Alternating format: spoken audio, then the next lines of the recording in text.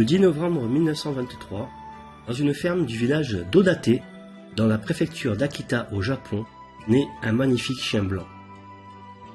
Comme le nom de la préfecture le suggère, c'est un Akita Inu, une race de chien dite primitive, avec un caractère indépendant, mais malgré tout très attaché à son maître. La suite de l'histoire le démontrera. Je tiens à préciser que le terme primitif ne veut pas dire sauvage, mais tout simplement que c'est une race qui n'a subi que très peu de croisements. À environ 550 km de là, un professeur en sciences agricoles à l'université impériale de Tokyo attend avec impatience un nouveau compagnon qu'il cherche depuis longtemps, un Akita parfait. C'est le docteur Aidezaburo Ueno.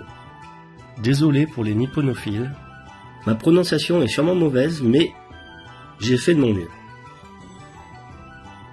À l'âge de 2 mois, l'Akita est envoyé à Tokyo, chez le professeur Ueno. Il l'appellera Hachi. Hachi est le nombre 8 en japonais, car le chien était le 8e de la portée. Il prit place dans sa nouvelle famille avec 2 autres chiens, John et S. Le docteur Ueno habite dans la banlieue de Tokyo. Chaque jour, il doit parcourir les quelques kilomètres qui séparent sa maison de l'université où il travaille. Tous les matins, il se rend donc à la gare Shibuya et revient en fin d'après-midi à cette même station. Ce nouvel ami le suivant partout, Hachi prit l'habitude d'accompagner son maître le matin et de revenir le soir pour l'accueillir après sa journée de travail. Ils sont devenus inséparables. Tous les jours, les 2 amis reproduisent le même parcours, matin et soir.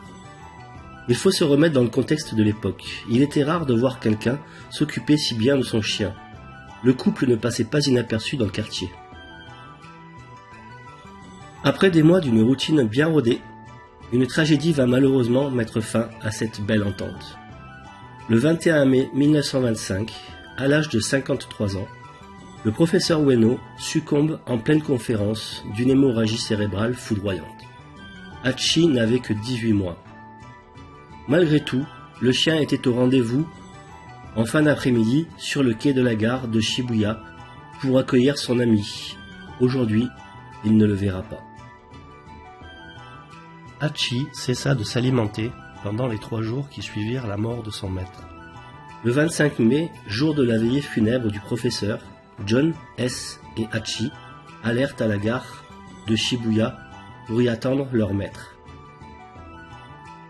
Dans les jours qui suivirent, Hachi fut emmené par la femme du professeur chez un parent qui tenait un magasin d'habillement dans un autre quartier de Tokyo.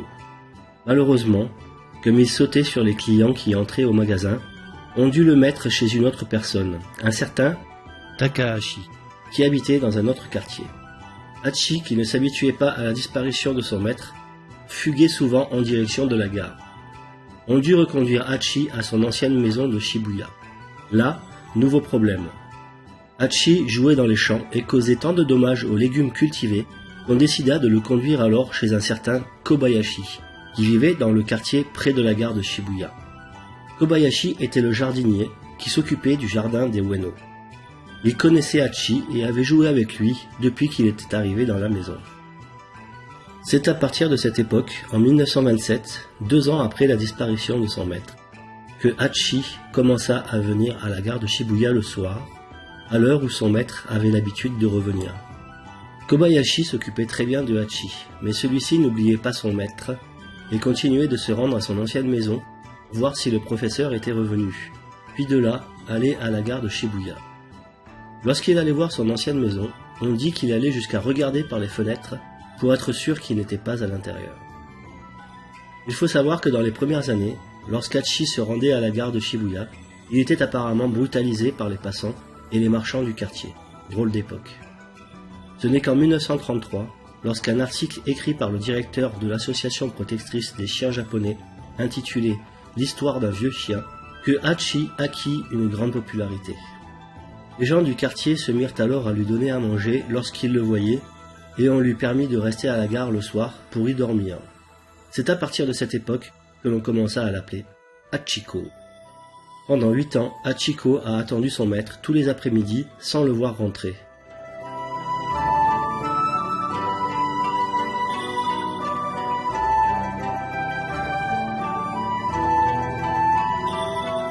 Hachiko a été découvert mort le 8 mars 1935 aux environs de la gare de Shibuya, dans un quartier où il n'allait d'habitude jamais.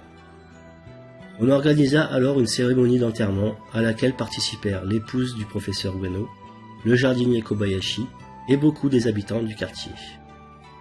La dépouille de Hachiko est conservée depuis au Musée national des sciences à Tokyo et une pierre tombale portant son nom a été érigée à côté de la tombe de son maître. L'histoire de ce chien a fait grand bruit dans le monde entier, mais particulièrement au Japon. On finit par surnommer Hachiko Chuken, qui veut dire chien fidèle. Aujourd'hui, un film a été créé en l'honneur du professeur et de la fidélité de son compagnon. Une statue en bronze d'Hachiko a été érigée à l'endroit où il a attendu son ami le plus cher pendant plus de 8 ans, à l'extérieur de la gare de Shibuya. Un hommage émouvant à la loyauté et la fidélité de ce magnifique Akita.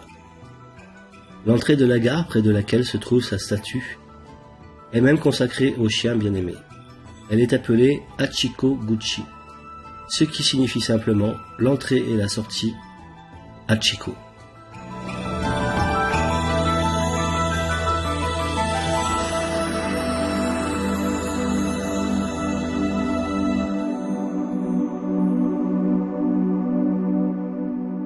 Et voilà, une bien belle histoire quand même, que je trouve un peu triste pour ce pauvre chien, qui finalement n'a vécu qu'à peine plus d'1 an avec son maître, et qui a passé sa vie à l'attendre. Bon, c'est voilà, les gens qui ont des chiens, comme moi, je pense qu'ils savent comment ça se passe. Un chien sera toujours fidèle, même si on fait des bêtises, même si on n'est pas toujours très correct avec lui. Ou avec elle, puisque j'ai une chienne, une petite malinoise magnifique. Mais voilà, ils resteront quand même fidèles, et puis l'amour qu'ils nous donnent, je crois qu'il est infini et sans demande de retour, quoi que ce soit, quoi. Et je finirai par dire une phrase de Bigard, bon, je vais un peu l'édulcorer quand même, qui dit tout simplement que quand le chien il est à la maison et puis qu'on revient, et ben même si on est con comme des balais, eh ben le chien il sera toujours content de nous revoir. Et ça, c'est quand même assez exceptionnel. Bon, en fait, j'en ai pas tout à fait fini, je vais quand même me présenter. Donc, je m'appelle Julien et je suis très attaché à la cause animalière. Je suis pas mal renseigné aussi par rapport à l'éducation canine, même si je ne suis pas éducateur. Mais sur ces podcasts, je pense qu'on parlera très peu d'éducation, à moins que, enfin, je sais que je vais faire une interview d'éducateur, ça c'est sûr, ou même de plusieurs. Mais je ne sais pas, on ne parlera peut-être pas d'éducation principalement, on parlera sûrement d'autres choses, de sauvetage d'animaux, etc. Voilà, donc j'espère que ce premier épisode vous a plu. Si c'est le cas, n'hésitez pas à vous abonner pour les suivants, je pense en faire 1 par semaine. Il y aura plein de choses basées sur le chien et sur des histoires de chiens, évidemment. Allez, à bientôt, j'espère.